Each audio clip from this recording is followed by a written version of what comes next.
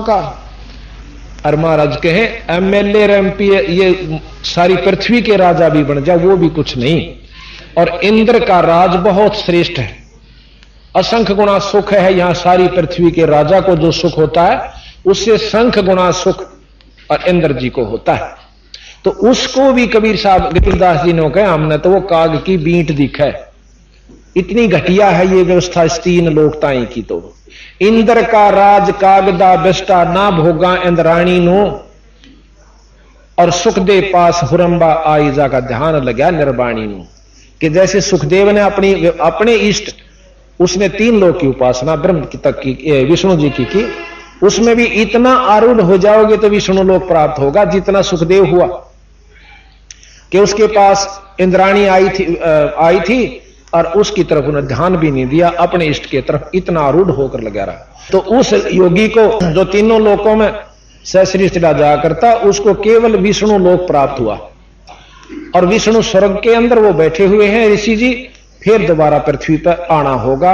और फिर उसी प्रकार अपना सुखदेव ने अपनी पिछली आप बीती बताई थी एक बार कि मैंने असंख्यों जन्म भोग लिए थे इस लख 84 में।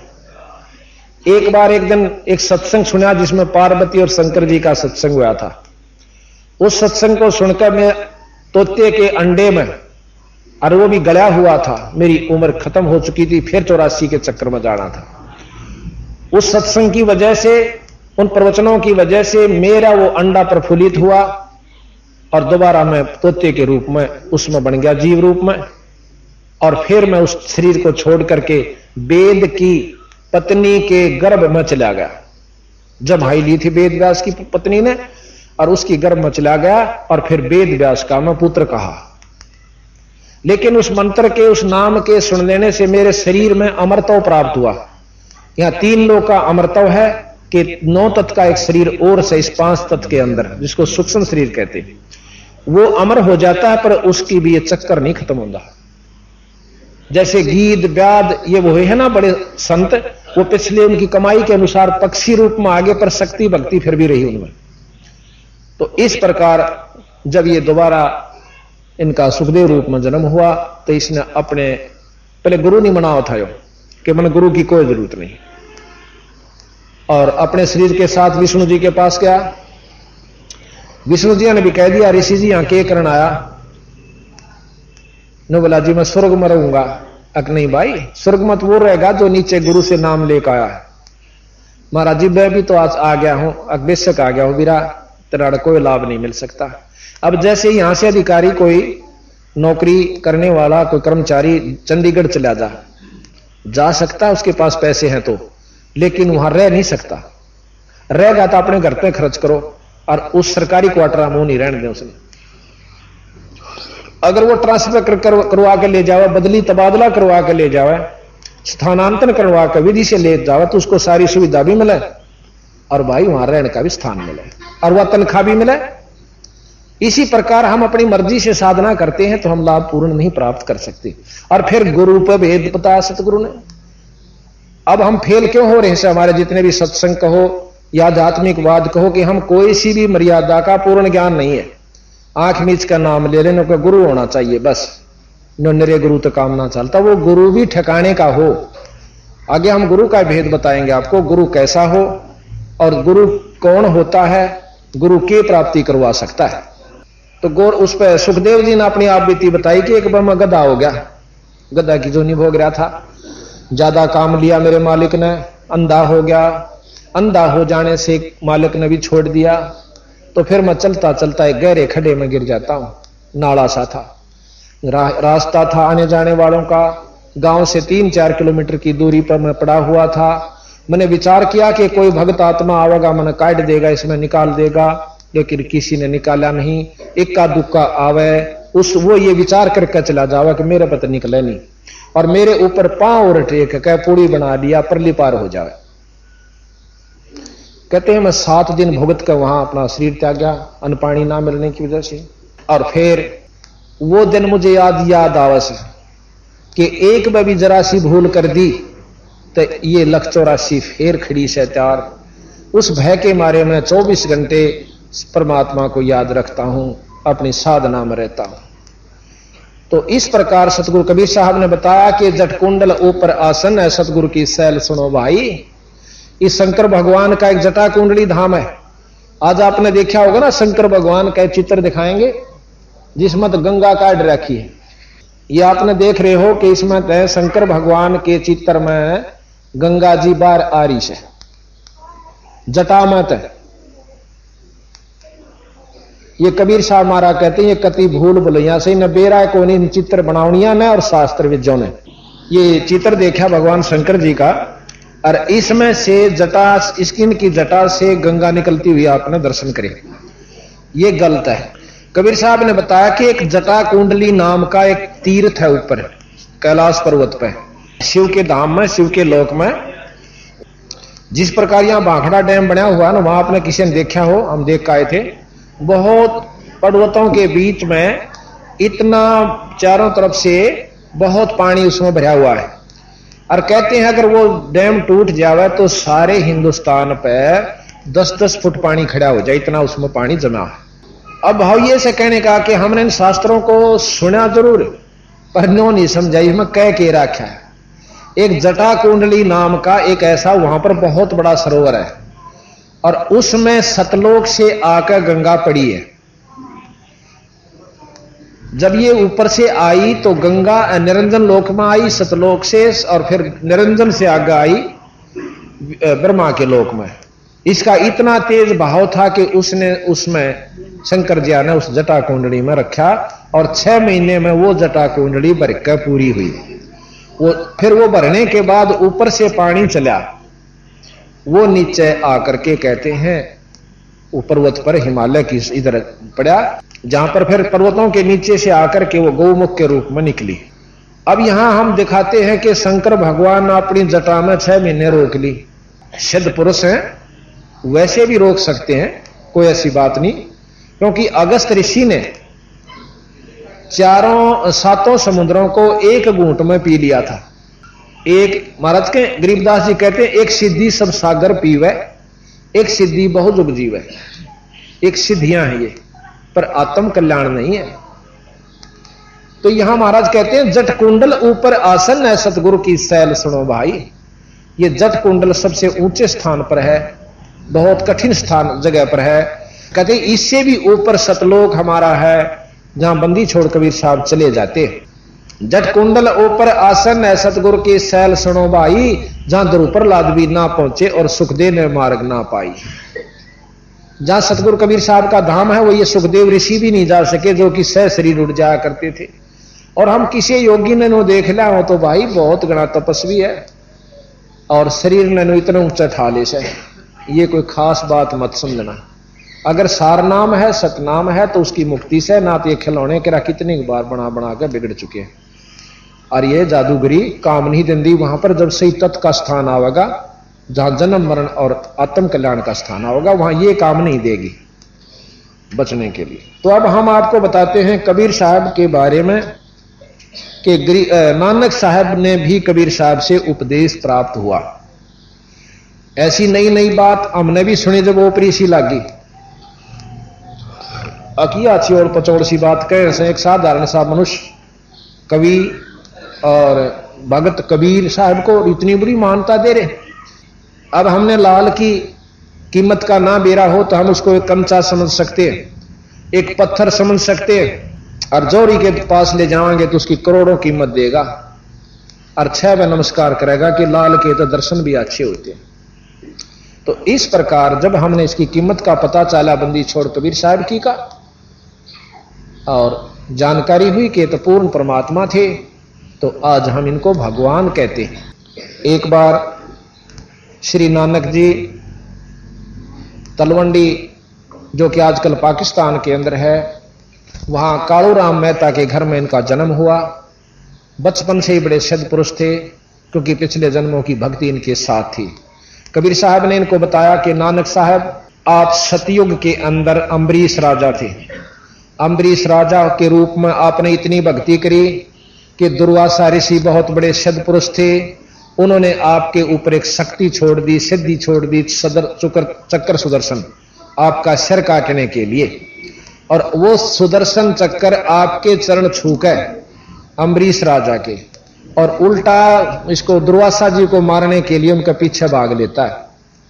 और वो दुर्वासा अपनी सिद्धि से उड़कर तीनों लोकों में प्रार्थना करता है, ब्रह्मा जी से मुझे मेरी जान बचाओ। ब्रह्मा जी ने बोले यहां से भाग जा, मेरे बस की बात नहीं है, ये तो बहुत कसूती उग्र रूप धारण करके जो चक्र सुदर्शन साथ आपके आ रहा है, मेरे बस का नहीं, जल्दी भाग यहां से। फिर शंकर ज्ञान के पास गए, शंकर ज्ञान अभी हाथ जोड़ दिए, बीरा विष्णु ज्ञान दो जाओ। वो वहां से भाग के वही दुर्वासा जी भगवान विष्णु जी के पास आते हैं, क्योंकि अम्बरीश विष्णु जी के उपासक थे। तो विष्णु जी भी और कृष्ण जी के गुरु थे दुर्वासा जी, जो त्रेता द्वापर युग में आए। तो विष्णु जी कहने लगे, ऋषि जी के गुस्ताखी कर दिया आपने, भाई के कारण हो यार, इस चक्कर ने आपके ऊपर क्यों चोट लगाई, क्यों आपके ऊपर अटैक किया। उसने सारी बता दी कि मैं ऐसे ऐसे अम्बरीश राजा के दरबार में गया था, और वो करते हैं सरगुण भक्ति, व्रत रखते हैं, और वैसे ही, और मैंने उनको निर्गुण उपदेश दिया था कि निर्गुण साधना करो। वो नहीं माने, तब मैंने छो में आकर गुस्से में आकर के चक्कर सुदर्शन छोड़ दिया, इसकी नाड़ काटनताएं। तो कबीर विष्णु जी बोले, भाई देखो, ज्ञान चर्चा में कभी क्रोध नहीं करना चाहिए। बातचीत कर रहे हो, कोई मानता है उसका भला, ना माने उसका भला, और जबरदस्ती ज्ञान आप किसी पर नहीं थोप सकते। ये आप पाप के भागी होगे, और आपने तो नाड़ काटनी चाहिए, वो भी एक भगत की। अगर जाकर उसके पांव पकड़ ले तो तेरी माफी से ना कती माफी। अब दुर्वासा जी भयभीत भय खा गया कि कदे रास्ते में मार दे मन, यू पांव पकड़ने वाला महाराज मन बख्श दो, और आपसे नहीं बच सका तो अम्बरीश कैसे बचावेगा, कदे कहीं मुझे ये रास्ते में ना खत्म कर दे। कि नहीं, कतई नहीं करेगा, उसके पांव पकड़ ले और वो ही बकस सके तन बख्शेगा। तो जी वहां से वापस चाल पड़ा। दुर्वासा जी अम्बरीश के दरबार में आ जाते हैं, राजा अम्बरीश के चरणों में सर टेक देने का, मेरी जान बख्श दो, मेरी जान बख्श दो ऋषिवर, मेरे से गलती होगी। अम्बरीश ने वो चक्र सुदर्शन पकड़ का हाथ में और उसके मस्तक का ला दिया, ले तेरा वापस। पर देखे, ख्यास करिए, भक्ति के भाव तेरा करो। कितना बड़ा सिद्ध पुरुष हो, कितना साधक हो, कभी भक्ति को भंग करके उबर नहीं सकता। तो ऐसे भी आप नानक जी को बता रहे हैं कबीर साहब कि ऐसे ऋषि भी रहे आप अम्बरीश रूप में, पर तेरी मुक्ति नहीं हुई बीरा। ये निरंजन तक की उपासनाएं हैं। आपका दूसरा जन्म त्रेता युग में हुआ, आप जनक विदेही हुए, जो कि सीता जी के पिताजी थे, राजा जनक। और आपके अंदर इतनी शक्ति थी कि जाति समय जब यहां से आप गए, हां, और राजा जनक जो है सुखदेव ऋषि के गुरु हुए। जो सुखदेव ऋषि इतने योगी हुए कि तीनों लोकों में चले जाया करते उड़कर, उनके गुरु राजा जनक हुए। और राजा जनक जाति दफा जब स्वर्ग में जान लागे, रास्ते में एक नरक पड़ा था। उस नरक के अंदर जीव बहुत बुरी तरह तड़फ रहे थे, 12 करोड़ जीव उसमें भुगत रहे थे। तो राजा जनक ने पूछा अपने पार्षदों से, जो उनके साथ उनको लेकर आदर से विमान में लेकर जा रहे थे विष्णु लोक की तरफ। कहने लगे, ये क्या आवाज आ रही है, इतनी मार्मिक हृदय विदारक चीख, क्या की सब भाई? तो उन पार्षदों ने बताई कि यहां पर एक नरक है, उस नरक में जीव अपनी करनी भरनी भुगत रहे हैं।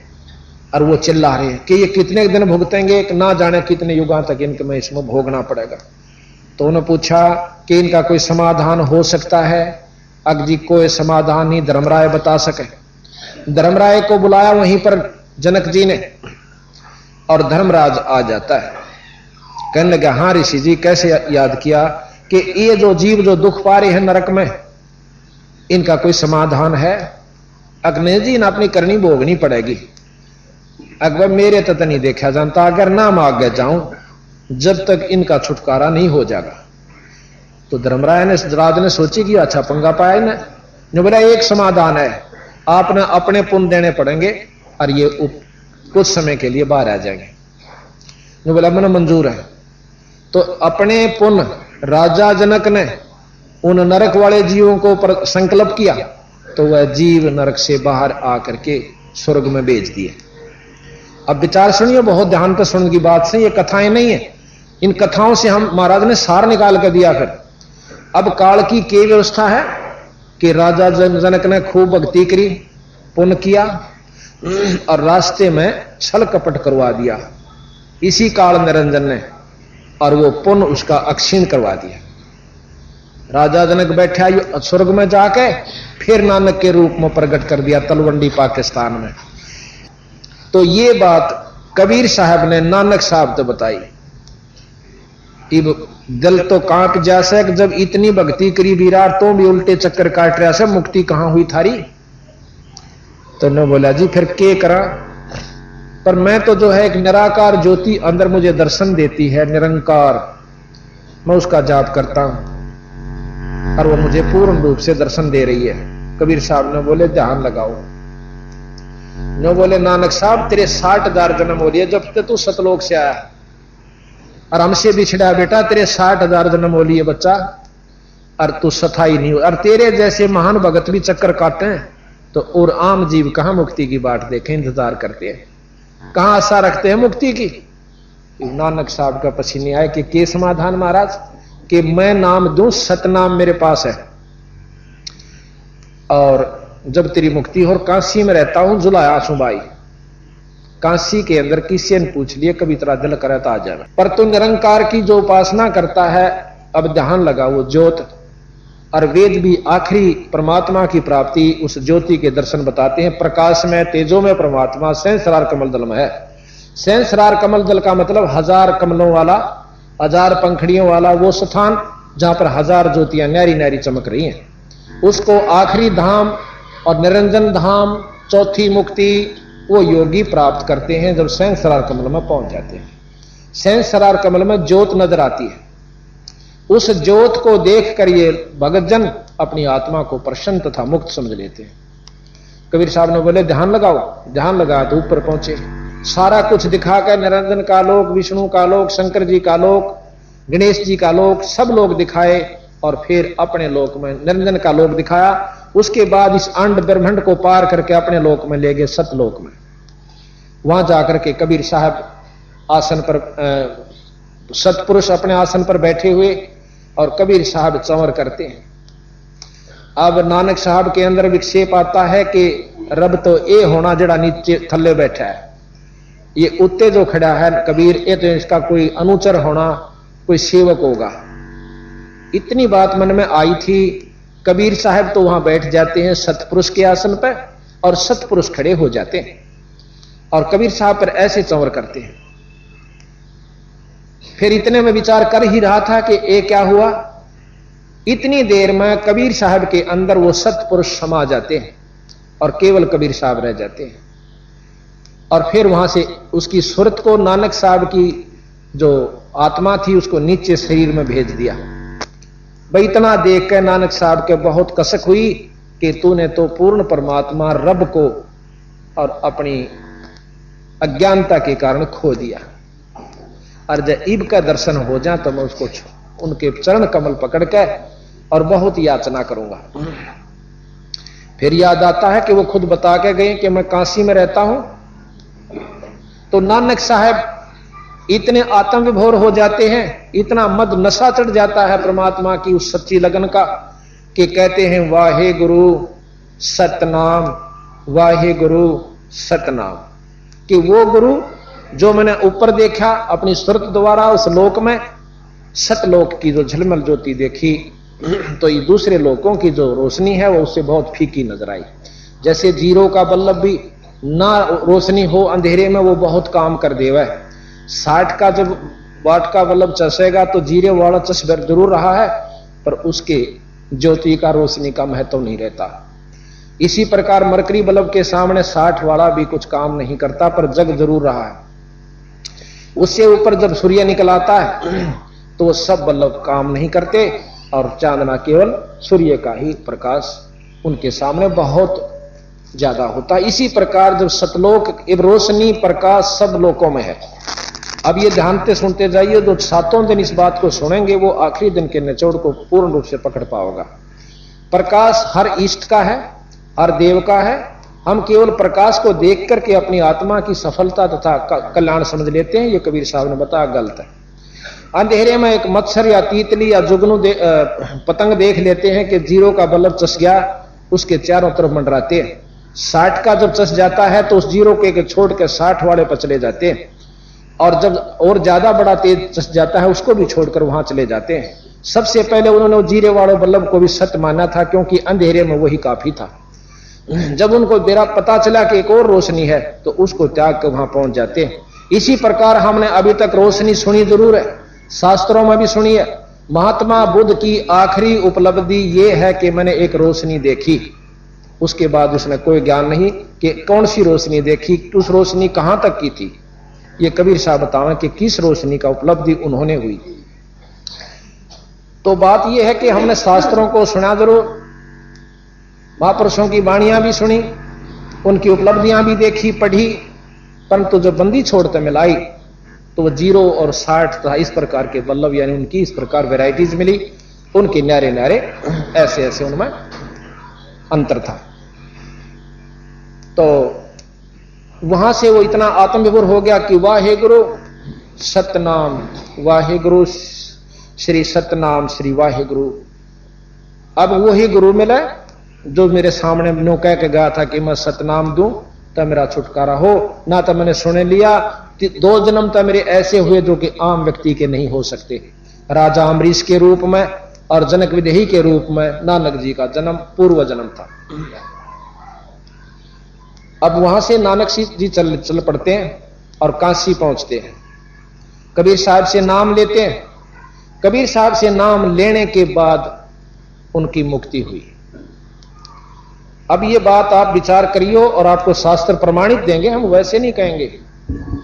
और अपने आप 2-4 बार सुन लेने से अंतःकरण में यह बात जमा हो जाएगी, क्योंकि हमने और ज्ञान भी तो शास्त्रों से ही अपने अंतःकरण में जमाया है, या किसी से कहने सुनने में ही उसको सत्य मानना होगा। कोई अपना ज्ञान तो आपके पास नहीं है। रामकृष्ण भगवान विष्णु को हमने परमात्मा की संज्ञा में उनकी लीलाएं सुनकर, उनके करामात देखकर परमात्मा की संज्ञा मान ली, मैं लिया उनको। और इसी प्रकार जो है, जब आप कबीर साहब की महिमा सुनोगे तो आप अपने आप फैसला अपने मन को आप पे दे देगा, आपका कहने की आवश्यकता नहीं पड़ेगी। तो कहते नानक साहब वहां पहुंचते हैं और नाम लिया। जब नानक साहब का छुटकारा, अब गरीबदास जी अपनी वाणी में प्रमाण देते हैं कि झांकी वेख कबीर की नानक कीती वाह, और वो सिखा का गल पड़ी कौन छुटावता। झांकी किसे कहते हैं? 26 जनवरी के ऊपर आप नारे नारे राज्यों की अपनी अपनी उस राज्य में जो भी अति उत्तम व्यवस्था होती है, बहुत सुंदर सुजित उसको सज्जित करके सुसज्जित करके दिखाया जाता है, और उन उसको झांकी कहते हैं, झलक कहते हैं। और जो सबसे अच्छी झांकी होती है उसको पसंद करके इनाम दिया जाता है। इस प्रकार विष्णु लोक की झांकी भी नानक साहब को कबीर साहब ने दिखाई।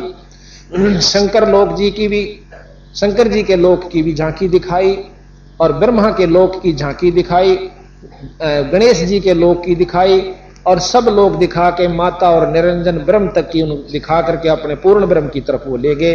तो वो जो झांकी देखी, वो पूर्ण ब्रह्म का नजारा जब देखा तो फिर वह ज्योति जैसे 0 के बल्लभ को सत्य मान रखा था, 60 का चसने के बाद, प्रज्वलित हो जाने के बाद वह अच्छी नहीं लगी, वहां उसके सौता अट्रैक्शन हो जाता। यह बस की बात नहीं है।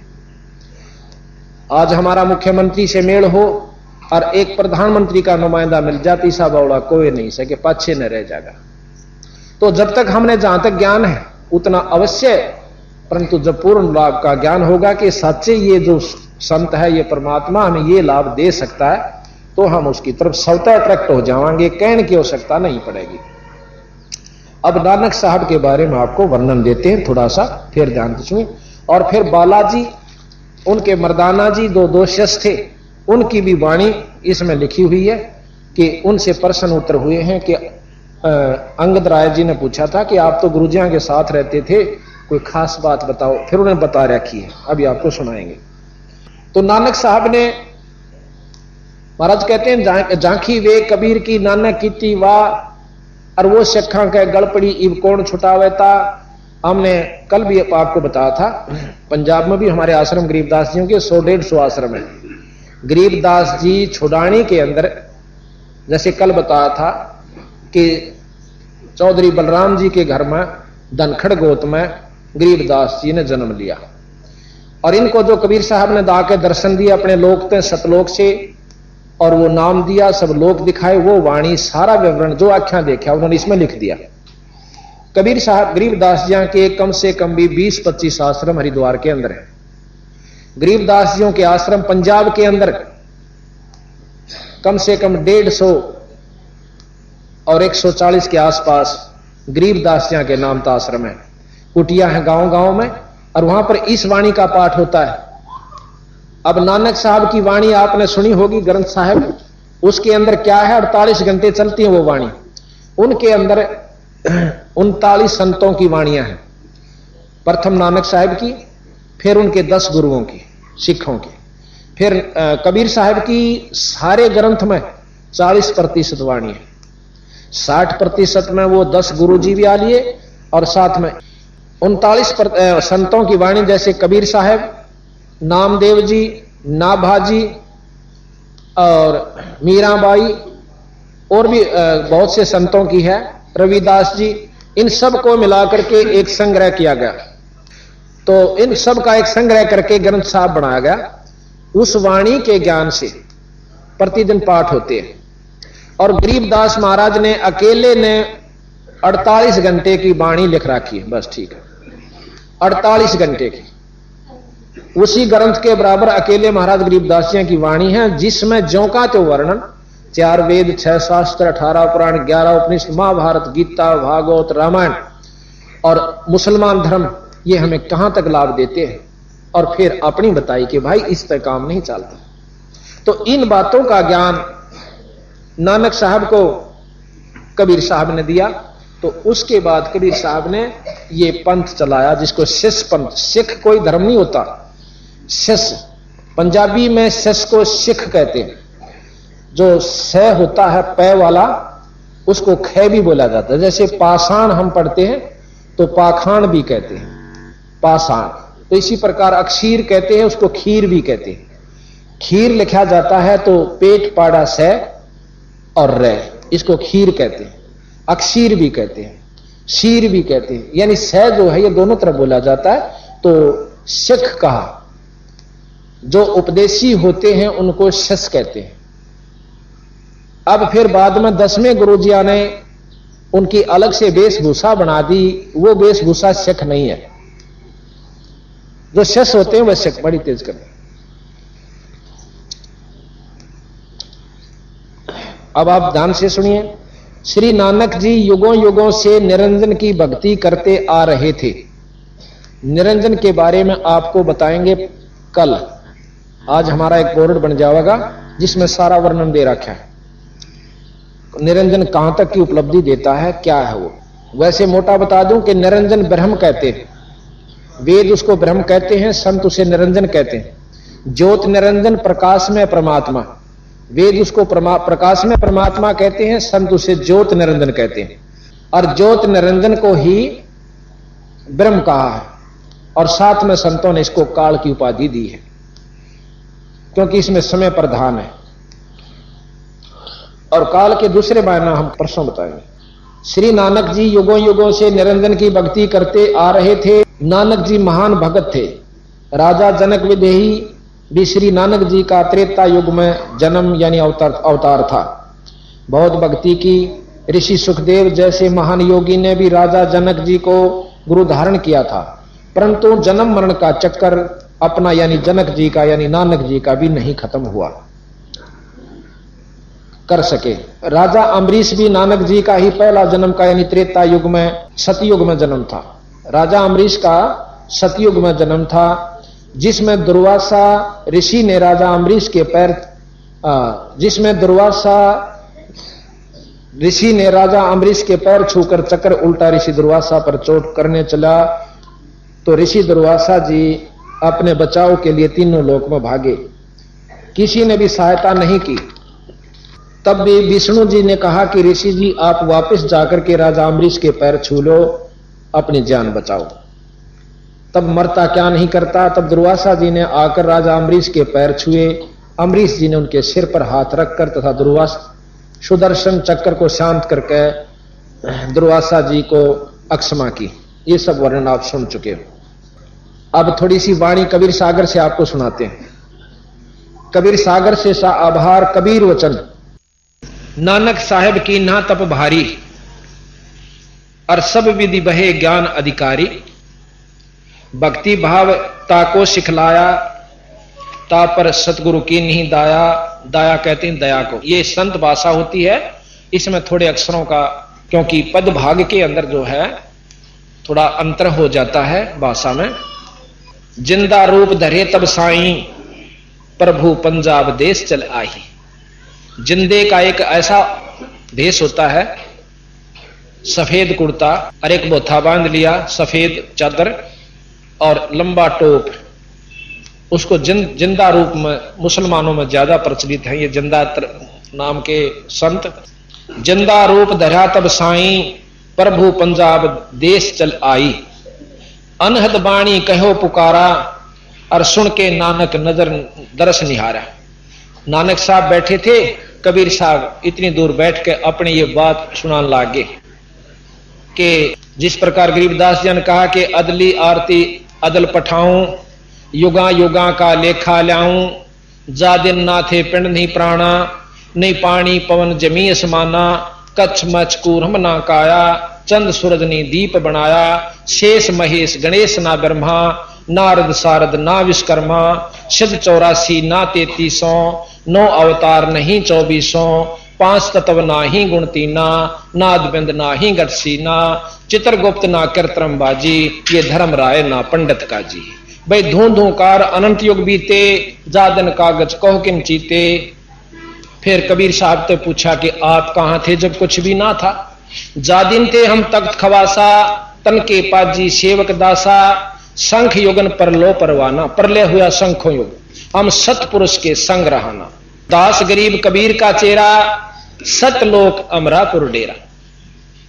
कहते हैं गरीबदास जी भी कि मैं अपने परमात्मा कबीर साहब का सेवक हूं, और वही कबीर साहब सतलोक के मालिक तथा अनंत कोट ब्रह्मांड के परमात्मा हैं। गरीबदास जी अपनी वाणी में कहते हैं, अनंत कोट ब्रह्मांड का एक रति नहीं बहार, और सतगुरु पुरुष कबीर हैं भाई कुल के सर्जनहार। तो यहां कहा कि अनहद बाणी कियो पुकारा।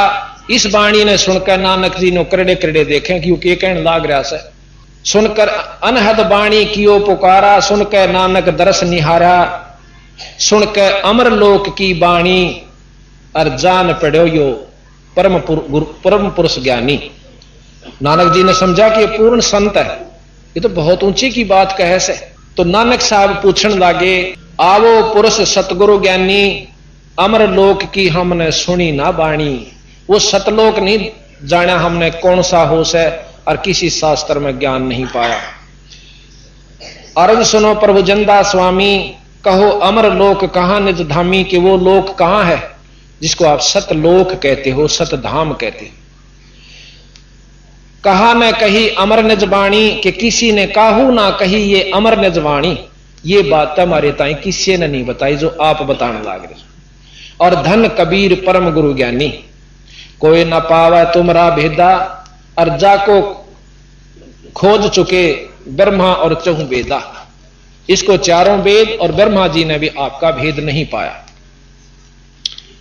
और कबीर साहब कहते हैं, जब नानक तुम बहुत तप कीन्या, और निरंकार बहुते दिन चीन्या। तुमने बहुत तपस्या की, बहुत साधना की, युगा युगा में की, और निरंकार ते एक पुरुष नियारा।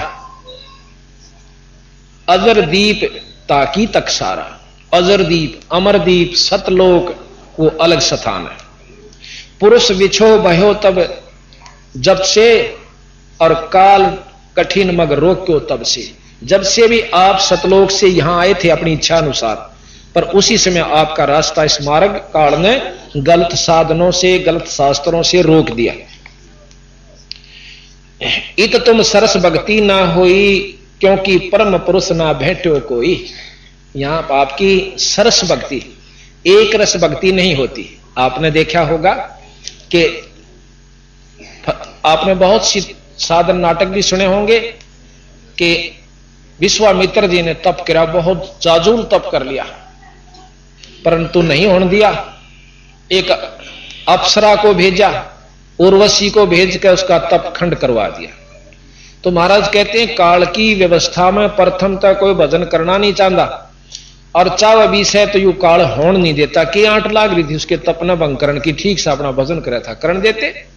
या कोविद क्यों आई उनके मन में? ये काल प्रेरित होते हैं। इंद्र का भरदी गुब्बारा के तेरा राज खोज लेगा, उसने ठहर श्रृंगारी अपनी उर्वशी और विश्वामित्र का खंड कर दिया। तो महाराज कहते हैं ये इत तुम सरस भक्ति ना होई, क्योंकि परम पुरुष कोई ना भेंटा कोई। आपको सतमार्ग दर्शक नहीं मिला, आपको रास्ता सही नहीं मिला, इस करके कोई तो तप पे लाग रहा है, कोई गीता पढ़ के मुक्ति चाहे, कोई पुराणों को पढ़ के मुक्ति चाहे, कोई वेदों के ज्ञान को कंठस्थ वेद घोट लेने को ही मुक्ति समझता है, और कोई कुरानों को और मुसलमान भाई अपने उन ओछी साधनों को ही अपनी मुक्ति का साधन समझते हैं।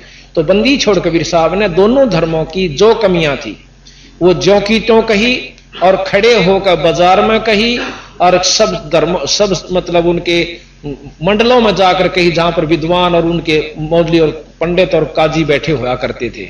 और उस समय आज कोई कह के दिखा दो अरब कंट्री में जाके एक भी लफ्ज और इस्लाम धर्म के खिलाफ, और कबीर साहब ने सरेआम, जबकि मोहम्मद इसमें दिल्ली के अंदर सिकंदर लोधी राजा होया करता था, बहुत क्रूर बादशाह था, जो बहलूल लोधी का पुत्र सिकंदर लोधी था, वो बहुत क्रूर राजा था। उसको ऐसा ठोक ठोक का जवाब दिए थे, और उसने कोशिश करी थी कि कबीर साहब ने खत्म करवा दूं। उनकी परीक्षा लेनी चाहिए थी कि तू भगवान है? अका मैं अल्लाह हूं, मैं खुदा हूं। कबीर साहब ने कहा, एक गऊ मंगा ली, हजारों आदमियों के सामने रुआ काट दी। वह गाबन थी, मां और बच्चे के 4 टुकड़े हुए। ने बोला अल्लाह में ये गुण होता है कि इसको जीवित कर सकता है। कबीर साहब ने बोले निरा अल्लाह का यही गुण नहीं होता कि किसी मुर्दे ने जीवित कर दे, अल्लाह के और भी बहुत गुण होते हैं। केवल एक ही सिद्धि से भी आप अल्लाह मत स्वीकार करना, पर इसने जीवित जरूर कर दूंगा। कबीर साहब ने 2 चुटकी मारी थी, 2 थाप उस बच्चा कर गऊ का, दोनों उसी समय जुड़ जाती हैं, और ला के बाछड़ा दूध ठोक दी, दूध की देग ठोक दी। बोल बंदी छोड़ महाराज की जय। ये तो 600 साल पहले का इतिहास है, कि देखो न सोचे गपोड़ मार रखे होंगे यार। जिसका नहीं यकीन हो उसकी अपनी बुद्धि वहीं तक काम करती है। परमात्मा में ये गुण है जो वो कर सकता है। तो सिकंदर लोधी ने पांव पकड़ लिए दिल्ली के बादशाह ने, अरने बोले आप अल्लाह की जात हो, परवरदिगार हो, मुझे बख्श दो। पालकी में बिठाकर उनके घर छोड़ कर आया था। ऐसे ऐसे चमत्कार आपको आगे बहुत कुछ बताएंगे, जिससे आपको प्रमाणित करके दिखावांगे कि कबीर साहब परमात्मा है। तो यहां के तब तक हमसे बिछड़े भाई, और 60,000 जन्म तू पाई। नानक साहब आपके 60,000 जन्म हो लिए जब तक तू सतलोक से आया है। दर दर जन्म भक्ति भल की नहा, और फिर काल निरंजन चक्कर दीना। तने बहुत भक्ति करी, जितनी बार भी आप यहां पर आए बहुत भक्ति करके गए, और फिर भी आपको जन्म मरण के चक्कर तय काल ने नहीं बचन दिया।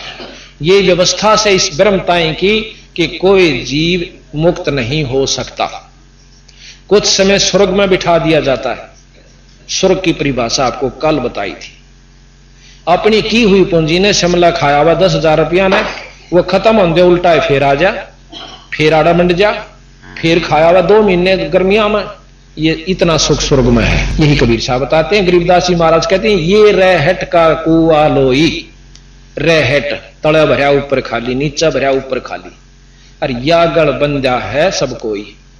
88 और 33 करोड़ी देव, यानी 88,000 से 33 करोड़ देवता, और सभी बंधे निरंजन की डोरी, नो रेट की डोरी का बांध रखे। काटे जाओ चक्कर, नीचा आओ भक्ति करो, ऊपर जाकर स्वर्ग में खाओ, फिर चक्कर काटो, फिर गधे बनो और कुत्ते बनो, लख 84 भी भोगो। क्योंकि गीता जी का श्रेष्ठतम ज्ञान है यहां पर कि जिसे कर्म जीव करेगा भोगे सरेगा।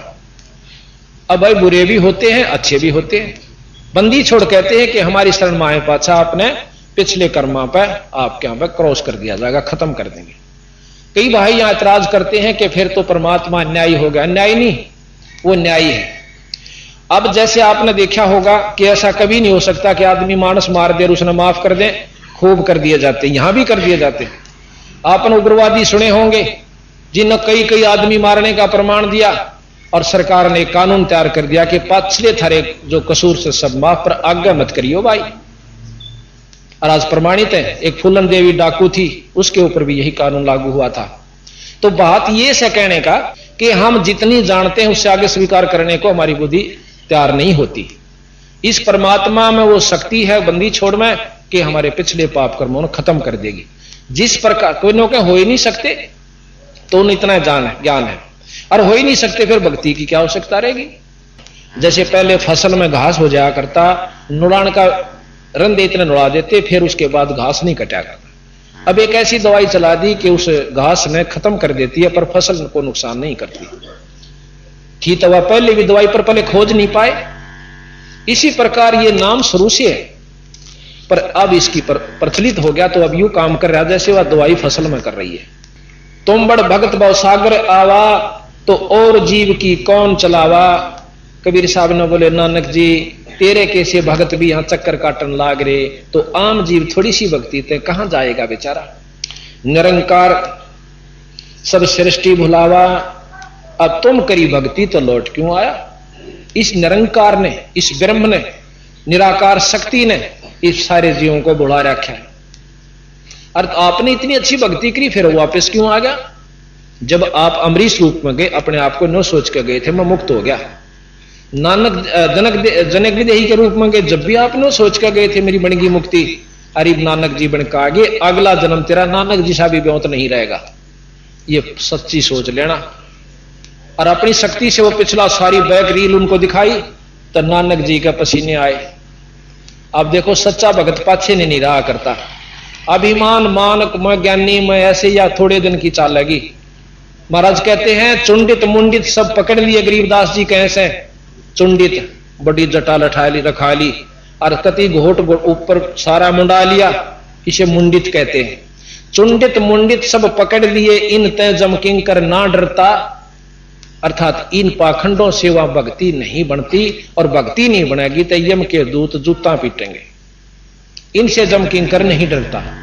नानक साहब फिर कहते हैं धन पुरुष तुम यह पद भाखी, यह पद अमर गुप्त कहां राखी।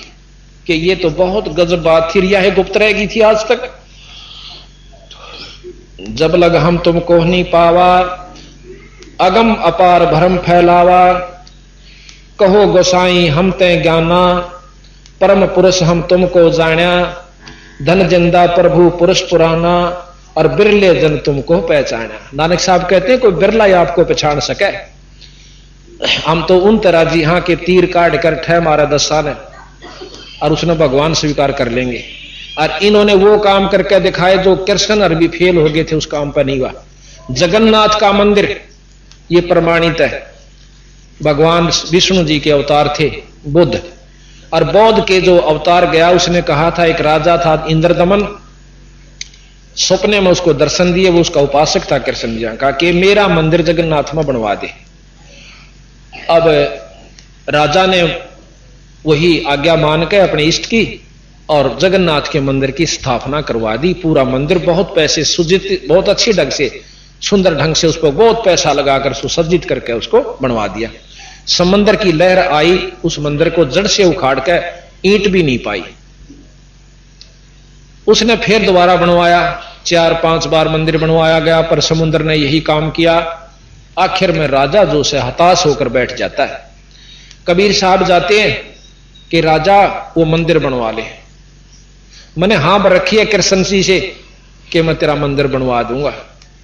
तो राजा इंद्रदमन हाथ जोड़ ले, सने बोला जी ना, मैं तो अपना खजाना भी बर्बाद कर चुका हूं, अब समुद्र बन नहीं देता स्वामी जी, बना मैं जरूर दूं। अब भाई समुद्र को मैं नहीं आन दूंगा।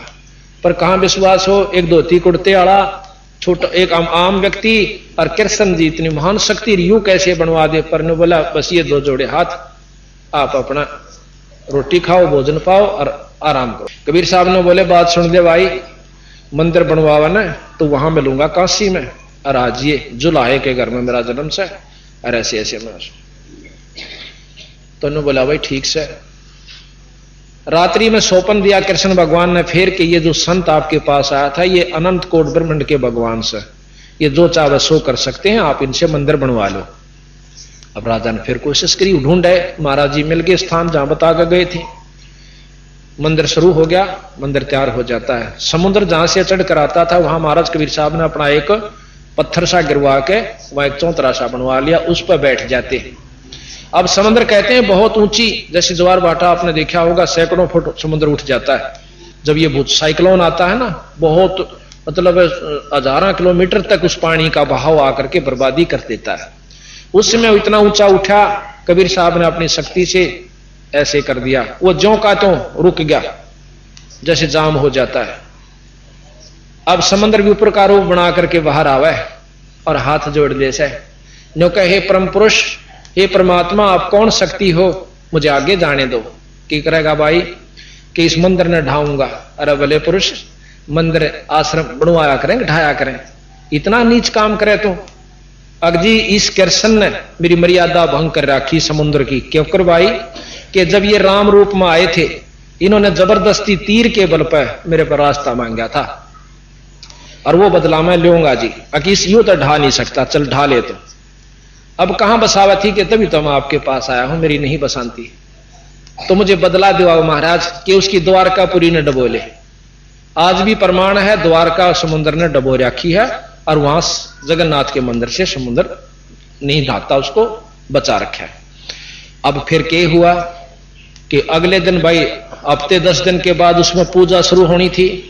मोटे मोटे पांडे मेरे कैसे तो गणे बोला करें, वो जाके और ठह पहुंचे सारा पूजा का सामान लेकर के, और कबीर साहब आगे खड़े मंदिर के गेट में, और उसकी पकड़ कर बां एक पांडे ने जो हेड मुखिया पांडा था, और दूर मारा बगा के मनहूस नीच जाति के, और तू आगे आ गया। सुबह सुबह हम तो ठाकुर की पूजा करनी थी, भगवान की पूजा करनी थी, आज नहीं करते फिर करेंगे। अंदर जाते हैं तो जितनी भी मूर्ति उसमें लगी हुई थी सारी कबीर साहब का रूप धारण कर लिए। अब वो पांडे हो गए एकदम भैया बनी की कहानी। तो कुछ देर के बाद वो वही मूर्ति बन जाती है। फिर वो धोते हैं खूब अच्छी तरह, पानी गिर गिर का मसड़ मसड़ का उसने अशुद्ध हो गया। पूजा शुरू कर दी। कुछ दिनों के बाद उस पांडे का कोड लाग गया, जिसने महाराज जी को धक्का दिया था। कोड लाग गया, इतना इलाज करवा लिया, तड़फे रात की नींद खत्म होगी, दिन में किलकी मारे, सारा दवाई करा ली, कोई आराम नहीं हुआ। कृष्ण भगवान ने दर्शन दिए कि उसी संत के पांव धोकर पीले पांडे जब तेरी जान बचे, उसी पांडे ने मरता के नहीं करता जाकर कबीर साहब के सैकड़ों आदमियों पांव धोकर गट देसी पी लिए। देखते देखते जानो कोड था नहीं उसका, उसी समय समाप्त हुआ। जब सैकड़ों आदमियों का विश्वास हुआ, कबीर साहब ने बोले एक बात कान खोल कर सुन ले पांडो, आगे से इस मंदिर में जय छुआ छात किसी ने कर दी, उसका यही हर्ष होगा जो इस पांडे का हुआ। आज प्रमाण है, जब से जगन्नाथ का मंदिर बना उसमें किसी धर्म का व्यक्ति जा सकता है, और आज से 100 वर्ष पहले, 50 वर्ष पहले, 40 वर्ष पहले दूसरी जाति वाले को आम मंदिर में बढ़ने नहीं दिया जाता था। जब श्रीमती इंदिरा गांधी अपने हिंदुस्तान की प्रधानमंत्री थी, उन्होंने भी एक मंदिर में जाने की कोशिश की थी, उस समय उनको भी प्रवेश नहीं करने दिया गया था कि आप हिंदू जाति से यानी पंडित जाति से नहीं रही। ये पेपरों में काफी दिन आई थी। तो इस प्रकार उस मंदिर में और उस दिन से आज तक कोई छुआछात नहीं है, और वहां कबीर साहब की मूर्ति बनी हुई है। एक बार फिर प्रमाण मिला कि जगन्नाथ के मंदिर में एक पांडा खिचड़ी बना हुआ था। खिचड़ी ऐसे पकती है, उसमें नीचे ऊपर रख दी जाती है मटके टोकने पीतल के, एक उस पर एक उस पर एक उस पर, ऐसे सबसे पहले ऊपरली तैयार होती है, 5-6 ऐसे रख दी, नीचे आग बाड़ी जाती है। सबसे पहले ऊपरली तैयार होती है और ऊपरली उतारी जाती है। एक दिन कबीर साहब सिकंदर लोधी के उसमें बैठे हुए थे, उसके राज्य मतलब सिंहासन में, मतलब उसके दरबार में, सिकंदर लोधी के दरबार में कबीर साहब रविदास जी दोनों बैठे हुए, और भी जैसे वहां होते हैं वजीर हुए, सिपाही हुए, उनके रिश्तेदार काफी बैठे थे। एकदम कबीर साहब खड़े होकर के अपने पांव पे अपना पानी डालते हैं लोटे में। तो सब कहने लगे महाराज क्या हो गया, क्या लग गया पैर के? नहीं कुछ नहीं लगा। जगन्नाथ के मंदिर में एक पांडे का पांव जड़े था, खिचड़ी पड़ गई उसके ऊपर, तो मटका उतर के पड़ के और उसने बुझाऊ सुना, बेचारा मर जाता जड़ के, इतनी तेज आंच थी उसकी। अब शेख तकी जो सिकंदर लोधी का धार्मिक गुरु था वो एकदम हंसा। अब देखो जी मूर्ख की बात कैसे, पानी गिरा पांव पे और बुझे पांडे का पांव, इसका पता करवाओ। उसी समय 2 ऊंट सवार भेजे। कबीर साहब ने नाम बता दिया कि इस नाम का पांडा और ये समय और ये तिथि, वो समय तिथि समय सारा नोट करके वो चाल पड़े। वहां जानते वो पांडा पूछा कौन है? मैं सुन भाई कि तेरे पांव पे कोई खिचड़ी पड़ गई थी, यानी मटका फूट के पड़ा था। कहां? किसने बचा? कबीर साहब ने। कौन कबीर? कि काशी में रहने वाले बंदी छोड़ कबीर। कि वो यहां कैसे आए? कि वो तो रोज आते हैं एक बार दर्शन, यहां पर सब काशी के सभी ने पूछ लो, एक बार सबको दर्शन देगा जहां से आवे किसी बार रूप में। और वो कहां थे? कि यहां खड़े थे मेरे साथ में और पानी ले रहे थे, जैसे बर्फ का होया करे, शीतल हेम पानी जल, और उसमें गिर दिया तो मेरा पांव बुझा। पूरी पता लिख के वो ऊंट सवारों ने, दूतों ने और दस्तक करवा लिए। 20 आदमियों के और गुट्ठे लवाए, साथ में पांडे का नाम लिखा और वह बात ज्यों की तो। ये बंदी छोड़ कबीर साहब की महिमा आप सुनोगे जब आपको ज्ञान होगा। तो अब नानक साहब के बारे में चल रही है। बहे दयाल परस्परम गुरु ज्ञानी और कहो गहो पान परवाना पानी, भली बही तुम हमको पावा। जब ये काशी में पहुंच गए, ऊपर की सारी झलक देख जाग के तो काशी में पहुंच जाते हैं। जब का वर्णन है कि बहे दयाल पुरुष गुरु ज्ञानी, फिर बंदी छोड़ प्रसन्न हो गए नानक साहब पे कि चोखा तने यह बात पहचान ली, मेरे को पहचान लिया। बहे दयाल पुरुष गुरु ज्ञानी और गहो पान परवाना पानी, कि वाणी के तुम मेरा ये नाम लो। भली बही तुम हमको पावा, और ये सकलो पंथ काल को ध्यावा। ये जितने भी पंथ साधना है ये सब काल की उपासना कर रहे हैं। काल निरंजन समय के अनुसार जहां पर नष्ट होते हैं उसको काल का राज कहते हैं, और एक ऐसा स्थान है जहां पर काल समय कुछ नहीं है। तुम इन तय अब बहे नियारा, भाई फेर जन्म ना हो है तुम्हारा। अब तुम इस काल से अलग होगे, अब दोबारा तुम्हारा जन्म नहीं होगा। ये कबीर साहब नानक साहब को कह रहे। बली सुरत तुम हमको चिन्हा, और अमर मंत्र ले हम तुमको दीना। अब ये अमर मंत्र दे दिया मैंने आपको, इस नाम का जाप करा करी। सत्सम वेद कही हम कही निज वाणी, और परम पुरुषगत तुम बखानी। अब 4 वेद आपने सुने होंगे, यजुर्वेद, यजुर श्याम अथर्वण और ऋग्वेद, और 5वां वेद सवसम वेद है, सवसम वेद जो संतों के पास है। उस वेद का जब 5वें का ज्ञान होता है तब हमें इन 4 वेदों से ऊपर की जानकारी होती है। ऐसा कहा कि सवसम वेद कही निज वाणी, और परम पुरुष गति बहुत बखानी। नानक वचन धन पुरुष ज्ञानी करतारा, जीव काज प्रगटे संसारा। धन करता तुम बंदी छोड़ा, ज्ञान तुम्हारा महाबल जोरा। कि तुम्हारे ज्ञान में बहुत शक्ति है, यथार्थता है, और आपका ज्ञान सबसे उचित है। दिया नाम गुरु किया उबारा, और नानक अमर लोक पगधारा। अब यहां नानक साहब अपनी वाणी कहते हैं, वाह वाह कबीर गुरु पूरा है, वाह वाह कबीर गुरु पूरा है, वाह वाह कबीर गुरु पूरा है, वाह वाह कबीर गुरु पूरा है। पूरे गुरु की मैं बल जावा, पूरे गुरु की मैं बल जावा। जाका सकल जहूरा है, जाका सकल जहूर। वाह वाह कबीर गुरु पूरा है, वाह वाह कबीर गुरु पूरा है। अधर दुलीचे पड़े गुरुवन के, अधर दुलीचे पड़े गुरुवन के। शिव ब्रह्मा जा सोरा है, शिव ब्रह्मा जा सोरा है, वाह वाह कबीर गुरपुरा, वाह वाह कबीर गुरपुरा है। श्वेत ध्वजा फरक गुरुआं की, श्वेत ध्वजा फरक गुरुआं की, बाजे अनहद तूरा है, बाजे अनहद तूरा, वाह वाह कबीर गुरपुरा है, वाह वाह कबीर।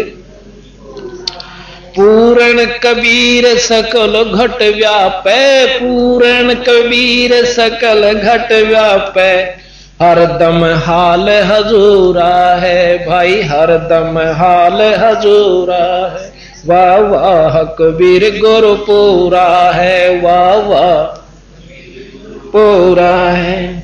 नाम कबीर जप बड़ भागी, नाम कबीर जप बड़ भागी, नानक चरण का धूरा है, नानक चरण का धूरा, वाह वाह कबीर गुरपुरा है, वाह वाह कबीर। इस प्रकार अब हम प्रमाणित आपको कबीर नाम की महिमा वेदा अनुसार बताएं। यजुर्वेद में कबीर साहब की महिमा गाई गई है, जिसका भाष्य भाषा स्वामी दयानंद जी ने किया है। प्रथम भाग यजुर्वेद के, इसको ध्यान से लेना था, ये पढ़ा जावे इतना नजदीक लेंस कर लेना। यजुर्वेद के 5वें अध्याय का 32वें श्लोक में आप देखोगे स्वामी जी के द्वारा भाषा भाष्य है, ये उनका सरलार्थ किया हुआ और भावार्थ। अब ये ध्यान से देखिए, स्वामी जियों का सत्यार्थ प्रकाश भी हम आपको बताएंगे, दिखाएंगे। इसमें बुराई मत समझना, ज्यों की त्यों बतावांगे जो इसमें लिख रखा। ये अभी आपने यजुर्वेद में और सामवेद के अंदर कबीर शब्द की महिमा का ज्ञान हुआ। ये सामने जैसा कि पहले गोरखनाथ और कबीर साहब की गोष्ठी हुई थी, गोरखनाथ जी त्रिशूल के ऊपर बैठे हुए हैं और कबीर साहब बहुत ऊपर पहुंच जाते हैं अपनी इस धागे के साथ। जब गोरखनाथ जी ने अपनी हार स्वीकार की तथा यथार्थ ज्ञान को समझा, सुना और आत्म कल्याण करवाया। दूसरे रूप में पहले उसे एक मछली के रूप में वार्ता हुई थी कबीर साहब तथा गोरखनाथ जियों की। गोरखनाथ जी ने अपनी सिद्धि अजमानी चाहिए थी कबीर साहब के साथ कि ये नहीं जानते होंगे। कबीर साहब से कहने लगे कि मैं एक सिद्धि अपनी दिखाऊंगा, आप मुझे पहचानना। जल के अंदर मछली बन गए थे, मछली का रूप धारण कर लिया, कहने लगे मुझे ढूंढ लेना। कबीर साहब ने उनकी पकड़ कर मुंडी बाहर काट दिया, जैसे भी आपने मछली रूप देखी। और फिर कबीर साहब को गोरखनाथ जी कहने लगे मैं आपको ढूंढूंगा, आप भी अपनी सिद्धि दिखाइए। कबीर साहब कहते थे कि सिद्धि की आड़ अनजान व्यक्ति लिया करें, बाकी आप मुझे ढूंढ नहीं सकते, 4 वेद नहीं ढूंढ सकते, आप तो क्या ढूंढोगे। महाराज पानी में पानी मिल जाते हैं, कहते यह भी एक सिद्धि होती है। एक सिद्धि 5 तत्व नीरम, एक सिद्धि ऐसी होती है जो 5 तत्व नीर हो जाते हैं, पानी बन जाता है। यह बहुत बिरले साधु को उपलब्ध होती है, बहुत ही बिरले को। तो इस प्रकार कबीर साहब ने गोरखनाथ जी को समझाया। अभी आपने नानक साहब के बारे में जानकारी हुई थी कि उन्होंने कबीर के नाम कबीर जपै बड़ भागी, नानक चरण का अधूरा है। तो कबीर नाम की महिमा आपने वेद में देखी, यजुर्वेद में 5वें अध्याय के 32वें श्लोक का, जो का तो अब टीवी के ऊपर आपके सामने आया था। इसमें आप पढ़िएगा, देखिएगा कि कभी स्वामी दयानंद जी कहते हैं कि वो परमात्मा जिससे सारी सृष्टि चेतन है। अभी मैं आपको पढ़ के भी सुनाता हूं। यजुर्वेद जो कि आपने देखा इसमें, अब पढ़ के भी सुनाता हूं। 32वें श्लोक 5वें श्लोक का 32वां श्लोक, 5वें अध्याय का 32वां श्लोक है। हम इसमें क्रिटिसाइज नहीं करेंगे, जो कि तो बताते हैं।